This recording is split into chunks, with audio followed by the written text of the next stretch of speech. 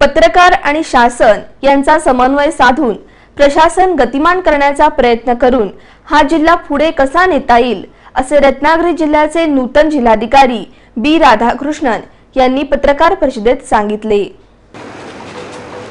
भारतीय घटनांमध्ये तीन पिलर आहे, त्याचे महत्त्वाचे फोर्थ पिलर म्हणून आपण काम करत आहात।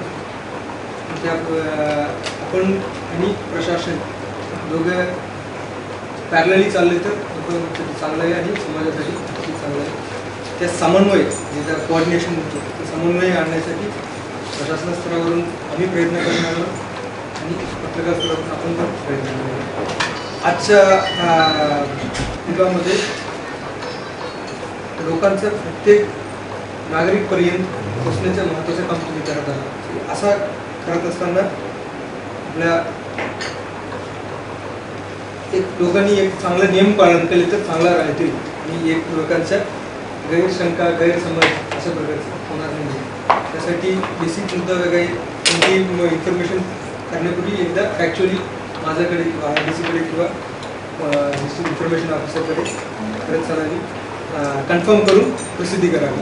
पूर्वीच्या जिल्हाधिकारी यांना सहकार्य केले तसेच आपल्याला सहकार्य मिळावे असे आवाहन त्यांनी यावेळी केले। आता मी सगळ्यांच्या विनंती एवढंच करतो, ज्या पद्धतीने माझ्या प्रेडिसेसरला तुम्ही लोक सहकार्य करत होते, चांगला कार्यकाल पुढे आणत होते, त्या पद्धतीचं सेम प्रकारचं सहकार्य मला पण करावे आणि मी पण तुमच्यासाठी जेवढ्या इन्फॉर्मेटिव्ह राहू शकतो तेवढं इन्फॉर्मेटिव्ह तुम्हाला राहतो आणि तुम्हाला पुढील कामात सहकार्य करतो। पत्रकारांनी विचारलेल्या विविध प्रश्नांना त्यांनी उत्तरे दिली।